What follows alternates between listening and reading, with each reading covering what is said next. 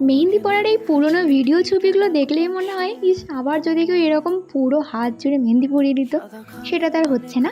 যাই হোক, দিদি গেছিলো বোলপুর, তো মিয়ামোড় থেকে দেখছি এই কেকটা নিয়ে এসছে। এটা আমি মিয়ামোড় থেকে প্রথমবার খেলাম, আর খেতে কিন্তু বেশ ভালোই ছিল। আর এদিকে মা বানাচ্ছিল আচার, এটা আমের আচার।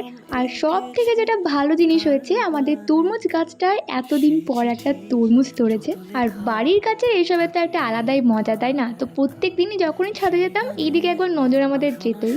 কিন্তু কি হচ্ছে, এ কদিন প্রচণ্ড হনুমানের উৎপাত বেড়েছে, আর যখনই আসছে ছাদের একটা না একটা গাছ নষ্ট করেই যাচ্ছে। তো মা বললো না, তরমুজটার আগে একটা ব্যবস্থা করতে হবে, নাহলে কখন যে দেখবো ওটা তুলে নিয়েছে ওরা। আর লেবু গাছেও বেশ অনেক কটা লেবু এসেছে এবার। তো প্রথমে তো তরমুজটাকে গাছে আরও ভিতর দিয়ে ঢুকিয়ে পাতা দিয়ে আড়াল করার চেষ্টা করা হলো, কিন্তু তাতেও কিছু হচ্ছিল না। তো মা বললো ঠিক আছে ছাড়, ছেড়েটা কেটেই নিয়ে এটাকে।